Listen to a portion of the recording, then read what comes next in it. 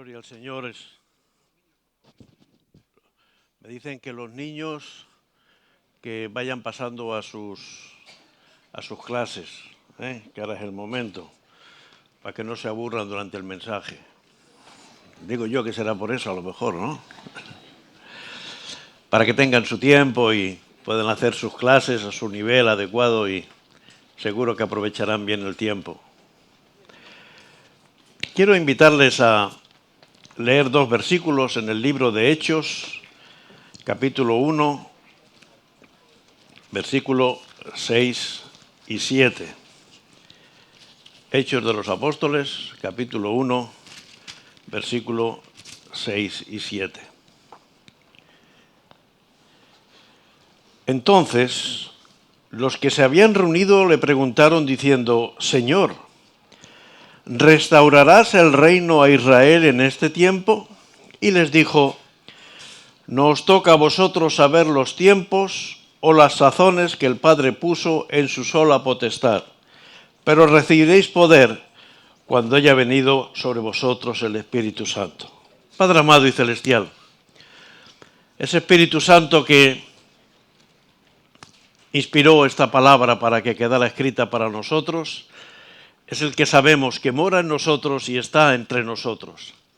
Espíritu Santo, toma tú el control de mi vida en este tiempo, para que la palabra que tú has puesto en mi corazón pueda ser una palabra útil y eficaz, que produzca, oh Señor, el fruto para que tú la envías, y que toda la gloria sea para Jesús, nuestro Señor y Salvador. Amén. Con la resurrección de Jesús, y esto es lo que ocurre con la ascensión de Jesús, con la resurrección de Jesús fue cuando los discípulos creyeron que Él era el Mesías. Es verdad que llevaban 3 años con Jesús.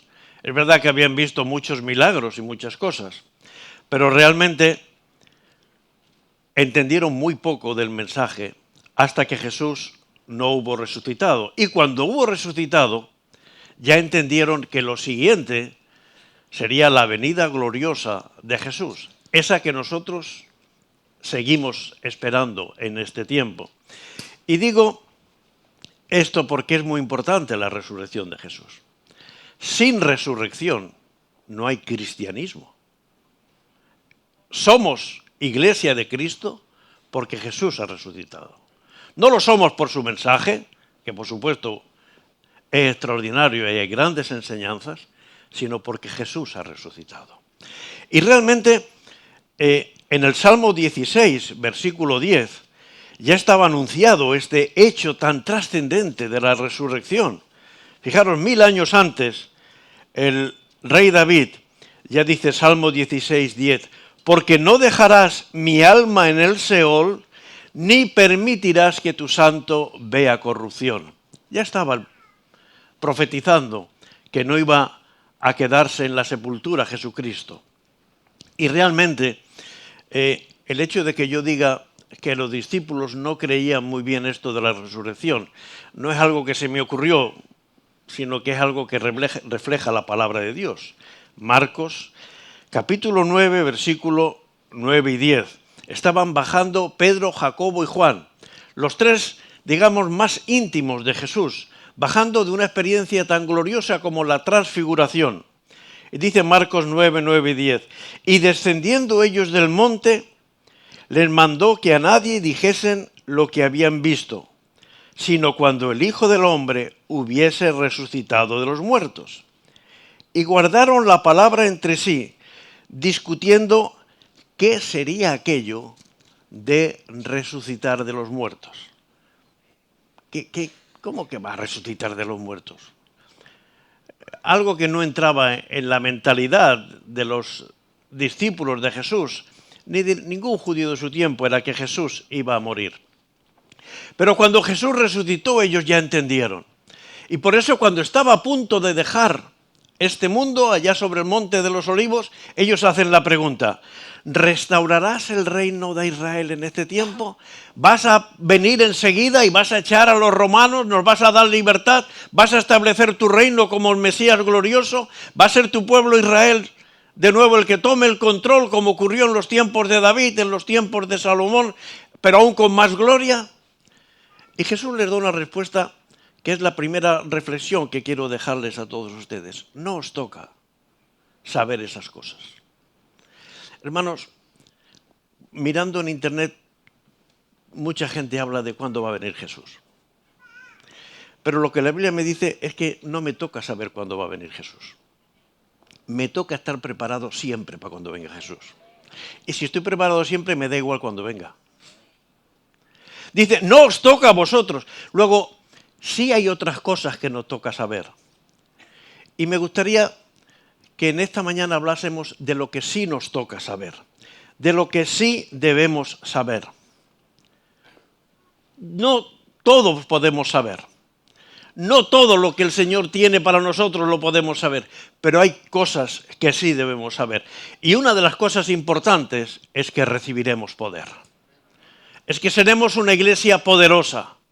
Que la iglesia de Cristo no es costumbrista, no es litúrgica, no es simplemente una encadenación de hechos, sino que realmente es una iglesia poderosa. Por eso, lo que sí nos toca saber, y lo que sí debo analizar en mi vida, cuánto del poder de Dios estoy ejecutando en mi día a día. Cuánto del poder de Dios se manifiesta en vivir la vida.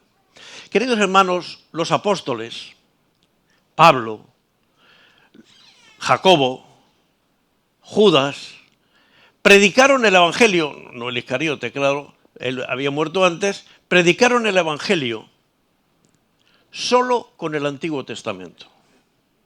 El Nuevo Testamento no estaba escrito, lo estaban escribiendo. Y a veces me preocupo que la iglesia cristiana hoy, ni con todo el Nuevo Testamento, además del Antiguo, a veces somos capaces de transmitir el Evangelio. Y es algo que nos tiene que hacer reflexionar. Y yo creo que el desconocimiento del Antiguo Testamento nos impide muchas veces conocer lo que el Señor está queriendo de nosotros en el Nuevo Testamento. Que no nos pase lo que el Señor le tuvo que decir a los saduceos. Los saduceos eran grandes estudiosos de la palabra de Dios. La sabían de memoria muchos párrafos, algunos de ellos prácticamente todo el Antiguo Testamento. Sin embargo, Mateo 22, 29, Jesús les dice, erráis, estáis equivocados, porque ignoráis las Escrituras y el poder de Dios. Queridos hermanos, la iglesia cristiana no puede ser una iglesia sin poder. No puede ser una iglesia sin actitud. No puede ser una iglesia sin visión. No puede ser una iglesia sin proyecto. Porque si somos la iglesia del Cristo resucitado, si el Espíritu Santo mora en nosotros, no podemos errar ignorando las Escrituras e ignorando el poder de Dios. Eso les pasó a los saduceos, pero que no nos pase a nosotros, hermanos, porque estamos advertidos por la palabra de Dios. Ninguna profecía de la Escritura es de interpretación privada, personal. Lo dice Pedro en su segunda epístola. Ninguna profecía es para que el ungido de Dios, el que tiene... No, el Espíritu Santo de Dios hace que los santos hombres de Dios han sido inspirados por el Espíritu Santo. Y el mismo Espíritu Santo que inspiró la palabra es el que mora en ti, para que la puedas entender. Lo que Dios quiere, lo que Dios va a hacer, lo ha revelado y nos lo va a ayudar a entender el Espíritu Santo. Solo tenemos que darle el tiempo, solo que tenemos que dedicar a buscar las cosas del Señor. En tiempos de Jesús había dos grandes tendencias, la griega y la hebrea. Los griegos buscaban el ideal del gobierno, por eso ellos inventaron la democracia, que aún hoy en día seguimos pensando que es lo mejor del mundo, y ya vemos que en la democracia hay muchos fallos, ¿no? El otro día se equivocaron en la democracia, en el Congreso Español, ¿no? Pero ellos creían que eso era lo ideal, querían el ideal de la belleza, querían el ideal de la justicia. Ellos hacían las esculturas con las proporciones perfectas, según sus medidas, pero no llegaron a ningún sitio. De hecho, la cultura griega en muchas fases se ha quedado ahí. Aunque los pensamientos y los filósofos griegos siguen estudiándose y teniendo muchas cosas interesantes que decirnos.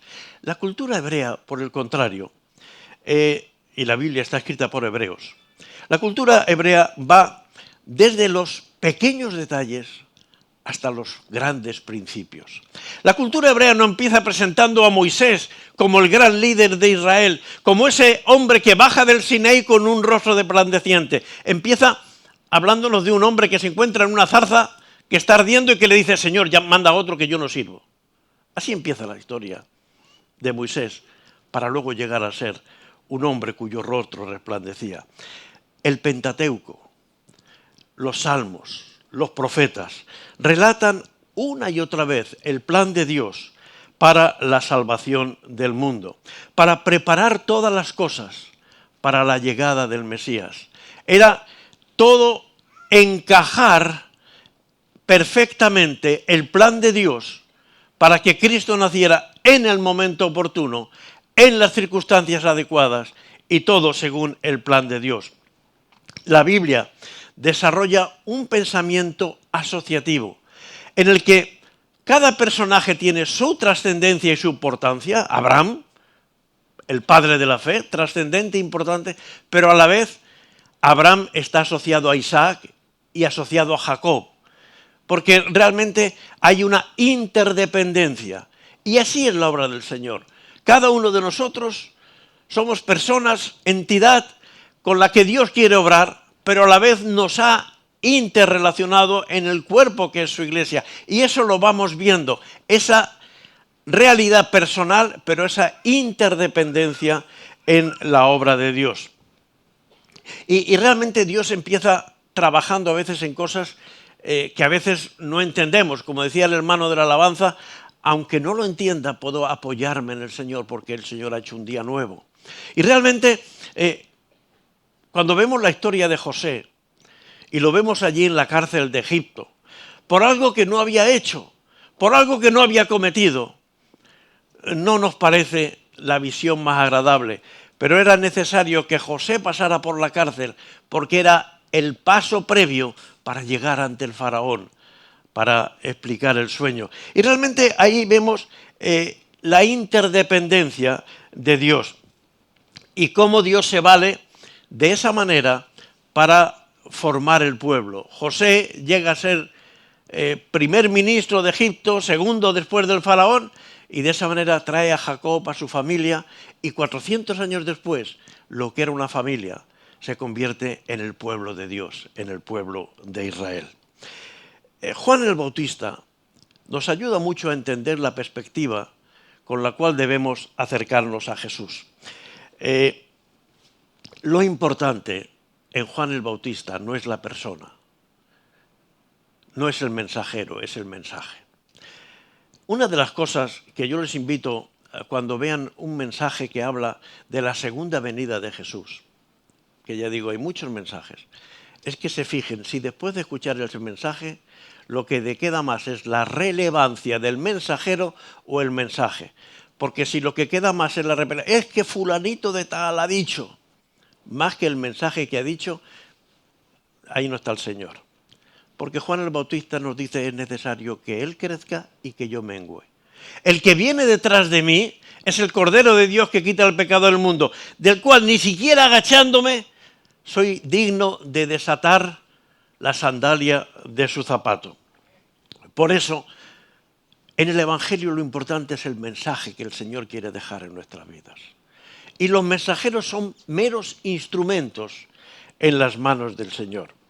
Juan habla de Jesús, habla de su ministerio y no le importa, de tal manera no le importa, que cuando dice que es necesario que Él crezca y que yo mengüe, el Señor le hizo menguar como 30 centímetros. Le cortaron la cabeza. Cuando nosotros nos ponemos en las manos del Señor, el Señor hace las cosas y las hace siempre para extensión del reino de Dios. Y Juan el Bautista es importante. El Antiguo Testamento nos habla de la profecía predictiva. Hay otra profecía que es la enunciativa, la profecía que anuncia el mensaje de parte de Dios, pero hay una profecía predictiva. es la que anuncia y predice lo que el Señor va a hacer. Predice lo que Dios tiene previsto hacer con su pueblo, con Jesús, con su iglesia y con su ministerio. Y la profecía predictiva en el Antiguo Testamento es muy importante. Es la que determina y nos ayuda a ver que hay una inteligencia divina detrás de la profecía del Antiguo Testamento, por la exactitud que hay en sus detalles. Establece y da claridad. La profecía predictiva da claridad a la entidad Yahvé, a la entidad Jehová, a la entidad Dios. Y además lo hace mostrándonos el control que tiene del universo. La semana pasada se presentó un mensaje de Nehemías. Y en Nehemías él recibe la instrucción de parte de Artajerjes, antes Esdras lo había recibido de Ciro, de ir a reconstruir Jerusalén. Y esto enlaza con la profecía de Daniel 9, 24, 26, 27, Daniel capítulo 9, las profecías de las 70 semanas. Artajerjes no conocía para nada a Daniel. Artajerjes no sabía de la profecía de Daniel. Dudo, o no sé si Nehemías la conocía realmente al completo. Pero en Daniel dice que desde la orden de reconstruir Jerusalén hasta la muerte del Mesías iban a pasar 69 semanas de años. 69 por 7, 483. Por lo tanto, cuando Dios da la orden a Nehemías que pida permiso a Artajerjes para ir a reconstruir, Dios pone en marcha un reloj que él se ha marcado en Daniel capítulo 9. 483 años después de esa orden, después de empezar a reconstruir Jerusalén, iba a morir el Mesías. ¿Cómo el Señor va atando las cosas? De una manera tan extraordinaria. De una manera que él toma el control de ese rey Artajerjes, persa. No era Salomón, no era David, no era ninguno de los reyes. Sin embargo, ahí está. Por eso, la profecía predictiva nos ayuda a entender la deidad de Jesucristo.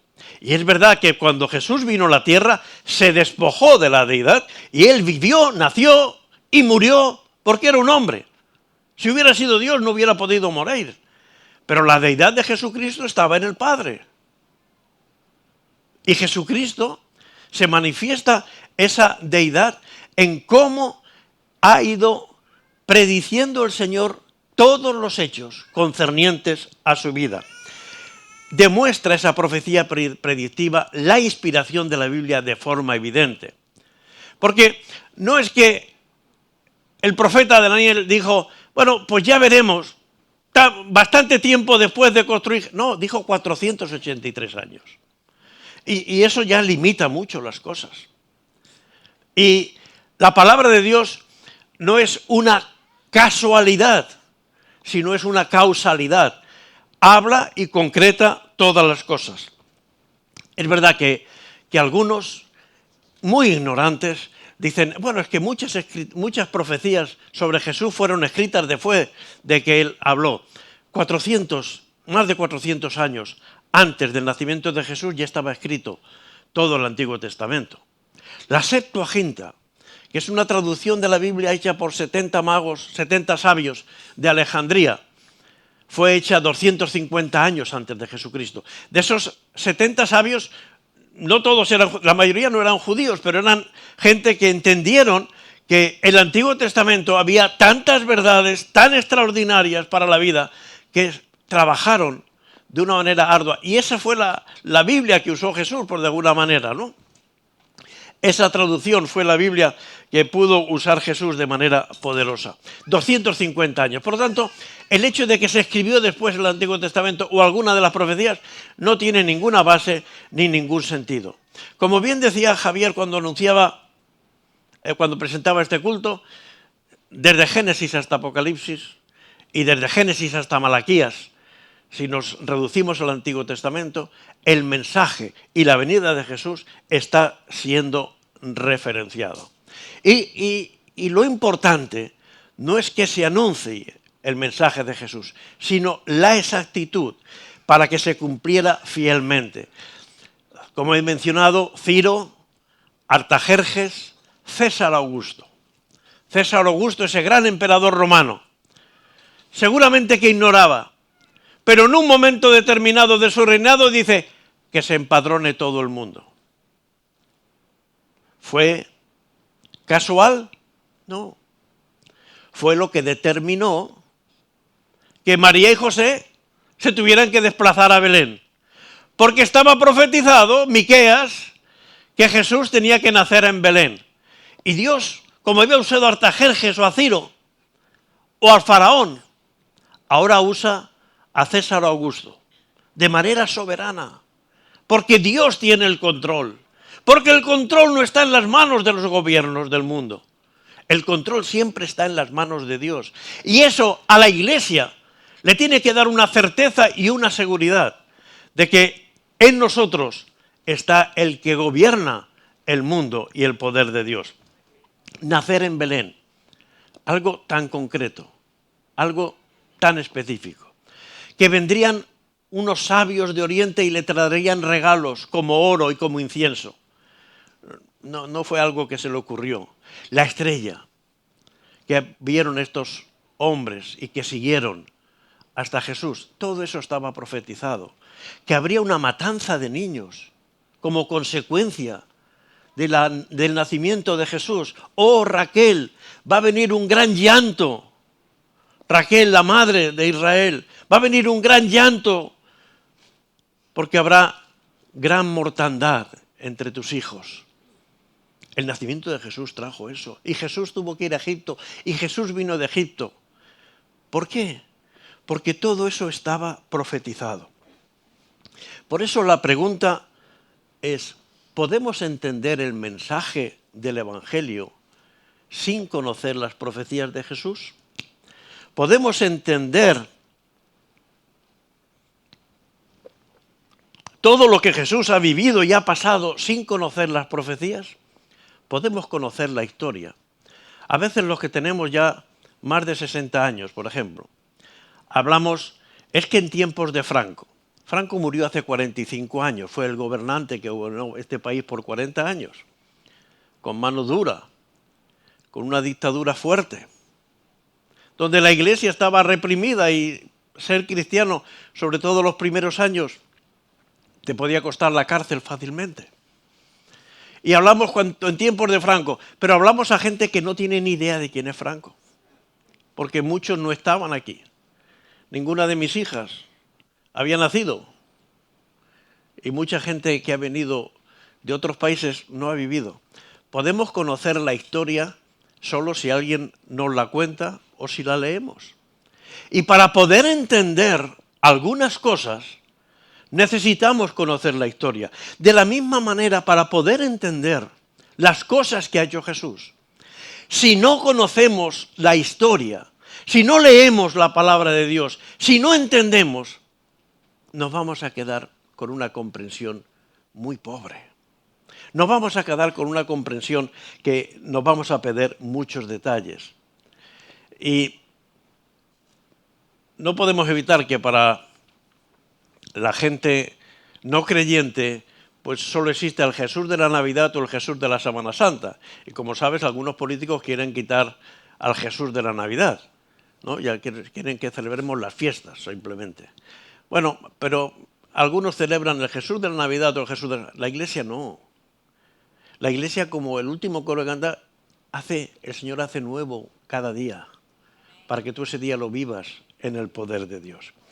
En Isaías capítulo 53, de todas esas profecías que he dicho, si alguien tiene interés, yo le mando los textos de cómo Jesús iba a nacer en Belén y de la visita de los sabios, de los magos de Oriente, de la matanza de los primogénitos, de su ida a Egipto, todas esas cosas. Todo eso está profetizado, hay que leerlo. Pero en Isaías 53 hay una revelación contundente del sufrimiento de Jesús. Porque algo que rompió todos los esquemas del Mesías glorioso que esperaban los judíos fue el sufrimiento y la muerte de Jesús. Dice Isaías 53:1, ¿quién ha creído a nuestro anuncio? ¿Y sobre quién se ha manifestado el brazo de Jehová? Subirá cual renuevo delante de él, y como raíz de tierra seca. No hay parecer en él ni hermosura. Le veremos más sin atractivo para que le deseemos. Muchos predicadores a veces cometemos el error de predicar, tú aceptas a Jesús como tu Señor y Salvador y ya todo te irá bien. Pero eso, si alguna vez yo lo he dicho, es que me he equivocado. Y si alguna vez lo has oído, no te lo creas. Porque aquí dice despreciado y desechado. Dice, le veremos más sin atractivo para que le deseemos. Y realmente ese es el mensaje. Todo el mundo quiere a José como príncipe de Egipto, pero ninguno quiere a José en la cárcel. Pero sin embargo, ahí en el José de la cárcel es donde se revela la hermosura de la obra y del poder de Dios. O cuando Abraham está llevando a su hijo al monte y cuando llega al monte le dice, hijo mío, tú eres el sacrificio. Y yo no sé si podéis imaginaros al padre Abraham, ya con 100 y tantos años, poniendo a su hijo, a su único hijo, allí sobre el altar, dispuesto para sacrificarlo para el Señor. Y él estaba dispuesto porque era un hombre de fe. Hebreos nos aclara esto. Dice, yo estaba dispuesto a sacrificarlo porque sabía que Dios lo resucitaría, me lo volvería a dar, no sé cómo, pero él sabía que Dios le había prometido un hijo y Dios lo que promete siempre lo cumple. Pero esa imagen de ver al padre poner a su hijo, porque hasta que no estuvo en el altar y él no levantó la mano, esa imagen no es una imagen agradable. Esa imagen no es fácil, pero esa es la imagen que nos revela el sacrificio de Jesús. Muchos queremos el Jesús que nos bendice, que nos da este o aquel don o aquel privilegio, que nos trae aquellas cosas. Pero, hermanos, en el Evangelio no es en lo externo, sino en lo interno, sino en la profundidad de nuestra vida, donde el Señor va a reflejarse. Jesús ha sido anunciado para venir y restaurar lo que estaba roto. Se nos ha leído un pasaje de Génesis capítulo 3, versículo 15. Esto es lo que se llama el protoevangelio. De la simiente de la mujer nacerá el que herirá la cabeza de la serpiente. Y fijaros qué profecía tan simple y tan profunda. No dice de la simiente de la humanidad, solo de la simiente de la mujer. Porque no iba a participar José del nacimiento de Jesús, solo María, solo el Espíritu Santo, de la simiente de la mujer. Fijaros con qué pocas palabras el Señor ya está hablando de cómo va a nacer Jesús. Y cómo está revelando esa grandeza de que Él va a usar a una mujer, a una sierva, para que nazca el Mesías. Y ese es el anuncio de cómo el Señor va a restaurar lo que aquel día de la desobediencia de Edén fue roto por el pecado. Realmente, Dios ha hecho al ser humano para vivir en armonía con Dios. Pero para vivir en armonía con Dios es imposible sin Jesús. Sin Jesús es imposible. Podemos ser honrados, podemos ser nobles, podemos ser personas muy fiables, pero sin Jesús no hay restauración, no hay salvación, no hay armonía. Dice Isaías, seguimos Isaías capítulo 53, versículo 3. Despreciado y desechado entre los hombres, varón de dolores experimentado en quebranto, y como que escondimos de él el rostro, fue menospreciado y no lo estimamos. Ciertamente llevó él nuestras enfermedades, sufrió nuestros dolores, y nosotros le tuvimos por azotado, por herido de Dios y abatido. Mas él herido fue por nuestras rebeliones, molido por nuestros pecados. El castigo de nuestra paz fue sobre él y por su llaga fuimos nosotros curados. Todos nosotros nos descarriamos como ovejas, cada cual se apartó para su camino, mas Jehová cargó en él el pecado de todos nosotros. Realmente, el que Jesús iba a sufrir, iba a ser maltratado, iba a ser desfigurado, estaba escrito en Isaías. No fue algo que no se conociera, pero los discípulos, como hemos leído antes en Marcos, decían, eso de la resurrección, eso. Cuando Jesús hablaba de que tienes que morir, iba Pedro y le decía, Señor, pero ¿cómo vas a morir? Eso no puede ser. Pero ahí estaba anunciado y profetizado. Por eso necesitamos entender el mensaje, conocer el mensaje profético de Jesús. Cuando Pablo dice en Romanos capítulo 9, versículo 13, una frase lapidaria, a Jacob amé y a Esaú aborrecí. Esa frase de Romanos 9, 13, solo la podemos entender si conocemos lo que ha ocurrido en la vida de Jacob y en la vida de Esaú. Y yo entiendo que Jesús aborreciera a Esaú. Un hombre que le da igual su primogenitura con tal de comerse un plato de comida caliente. Lo que no entiendo es cómo Dios ama a Jacob. O cómo Dios me ama a mí. Porque realmente ni Jacob, ni Esaú, ni yo somos dignos del amor de Dios.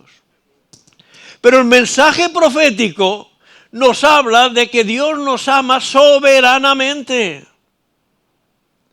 Y si estamos aquí, hermanos y hermanas, tenemos que estar muy agradecidos al Señor. Porque estamos aquí por el amor de Dios. No estamos aquí por la familia donde hemos nacido, no estamos aquí por las cosas que hemos hecho, sino estamos aquí por el amor de Dios.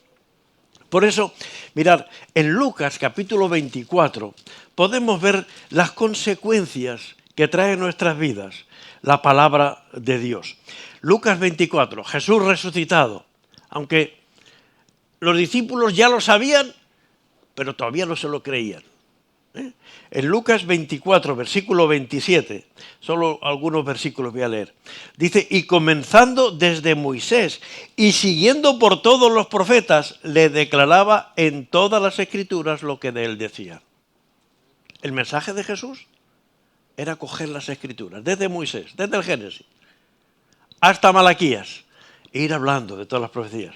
Mirad, el versículo 32, cuando Jesús ya se ha dado a declarar, cuando Jesús parte el pan, hoy vamos a participar de la Santa Cena. Si esto no trae encender el fuego en nuestro corazón, hermano, no tiene sentido la Santa Cena. Tomar un poco de pan o un sorbo de vino o comerse una uva, no tiene sentido. Si no ocurre lo que dice Lucas 24, 32. Y se decían al otro, no ardía nuestro corazón en nosotros mientras nos hablaba en el camino y cuando nos abría las escrituras. Ardía el corazón cuando les abría las escrituras. Cuando le desentrañaba toda la verdad que había en cada una de las profecías. Y mirad, Lucas 24, 45, aquí ya está con todos los discípulos, ha entrado en el aposento alto, se presenta a Jesús a todos, dice Lucas 24, 45, entonces les abrió el entendimiento para que comprendieran las escrituras. Hasta que Jesús no ha resucitado, no han entendido el mensaje de Jesús. Por eso es tan trascendente que nuestra fe está basada en la resurrección gloriosa de Jesús.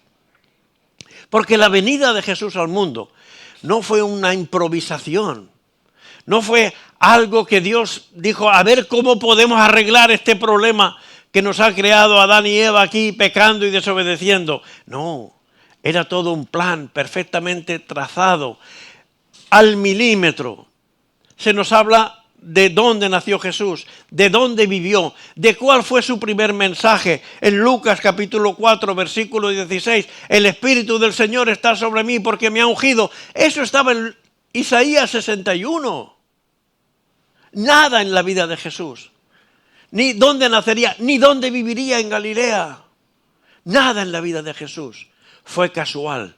Todo tenía un hilo conductor y era la profecía del Señor. Por eso podemos entender y realmente darnos cuenta del perfecto plan diseñado por el Señor. Igualmente, Dios tiene un plan para mi vida, Dios tiene un plan para tu vida, Dios tiene un plan para nosotros porque nos ama. Y cuando Dios nos ama, Dios prepara todas las cosas. Ahora, hermanos, al conocer las profecías, podemos entender el relato. Imagínense usted que en enero del año 2020, yo estaba de viaje y se estaba celebrando, justo final de enero, principio de febrero, se estaba celebrando el Año Nuevo Chino. Y justo yo estaba en una ciudad donde se celebra por todo lo alto. Y en enero, principio de febrero de 2020, ya funcionaba, ya había una cosa que se llamaba COVID, pero que ninguno lo conocíamos. Y como había tanta fiesta, yo estuve paseando por aquellas plazas donde se celebraba, porque había un ambiente festivo y alegre. Y allí ya estaba. Imagínense que en ese momento yo entro en coma y me despierto esta mañana. Y vengo aquí. Y les veo a todos ustedes con una mascarilla. En enero de 2020 no venían ustedes a la iglesia con mascarilla, ¿verdad? Y les veo hoy con mascarilla. Si no conozco el relato de lo que ha pasado, no voy a entender por qué ustedes llevan mascarilla. Eso le pasa a mucha gente. No conoce el relato y se sorprende cuando ve cosas que pasan en la vida de Jesús. Y se alarman, porque no entienden. Sin el relato, no entendemos el propósito. Realmente, hermanos y hermanas, es imposible agradar a Dios si no sabemos lo que a Dios le agrada. Y es imposible saber lo que le agrada a Dios sin conocer las Escrituras. Y yo creo que eso es bastante claro. Es imposible agradar a Dios si yo no sé lo que le agrada a Dios. Y es imposible saber lo que le agrada a Dios si no conozco las Escrituras. Luego, si lo que tú quieres, si lo que yo quiero es agradar a Dios, no nos queda otra. No es una opción. No es una posibilidad. Erráis ignorando las Escrituras y el poder de Dios. Por eso no se trata solo de saber las Escrituras. También se trata de ser investidos del poder de lo alto, para que no nos quedemos cortos. Un último texto, segunda de Pedro, capítulo 3, versículo 1 y siguientes. Vamos a leer algunos versículos en segunda de Pedro, capítulo 3, versículo 1. Amados, esta es la segunda carta que os escribo, y en ambas despierto con exhortación vuestro limpio entendimiento. Pedro está diciendo, hay que entender las cosas. En ninguna parte de la Biblia dice que la fe es ciega. El Señor siempre habla a nuestro entendimiento. Hemos leído en Lucas 24:45. Les abrió el entendimiento. Tenemos que entender las cosas. Y para entender las cosas no queda otra que conocerlas, que meditarlas, que estudiarlas, que orar, que pedir la inspiración del Espíritu Santo. Versículo 2 de 2 de Pedro 3. Para que tengáis memoria de las palabras que antes han sido dichas por los santos profetas. ¿Conocéis la palabra que ha sido dicha por los santos profetas? Es lo que dice Pedro. Para que tengáis memoria de las palabras que antes han sido dichas por los santos profetas. Y del mandamiento del Señor y Salvador dado por vuestros apóstoles. Nosotros además tenemos la ventaja de lo que los apóstoles han vivido con Jesús. Versículo 3. Sabiendo primero esto, que en los postreros días vendrán burladores andando según sus propias concupiscencias, diciendo, ¿dónde está la promesa de su advenimiento?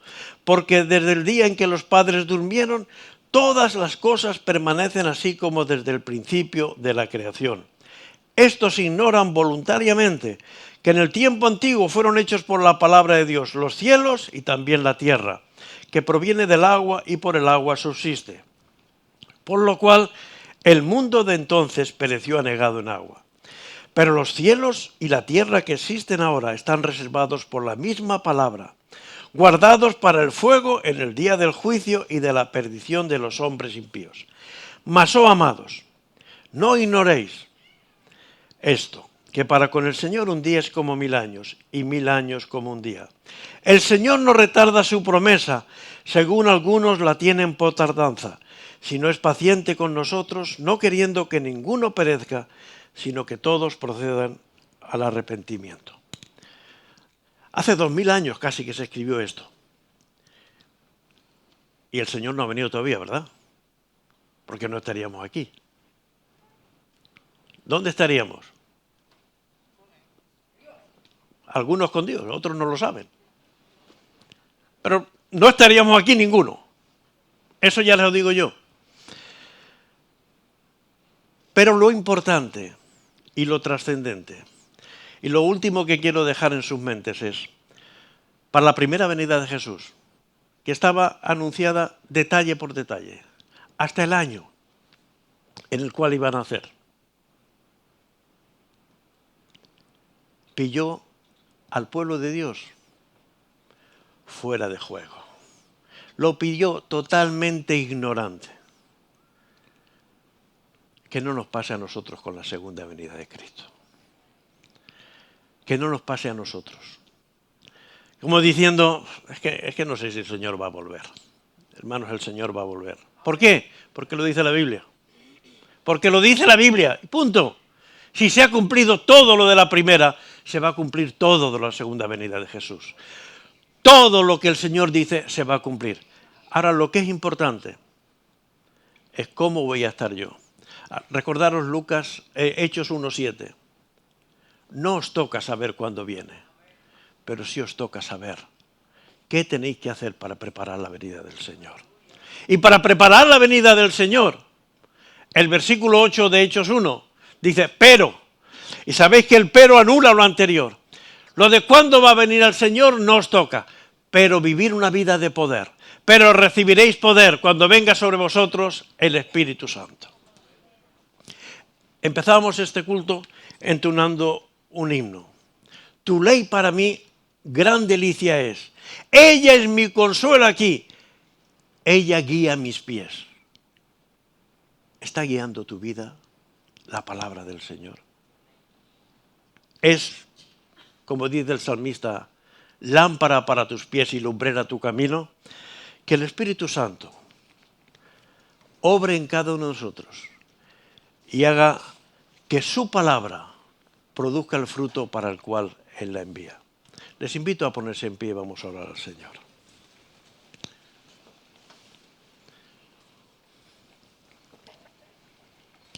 Padre Santo y Celestial, todo lo que tenemos que saber, tú nos lo has hecho saber.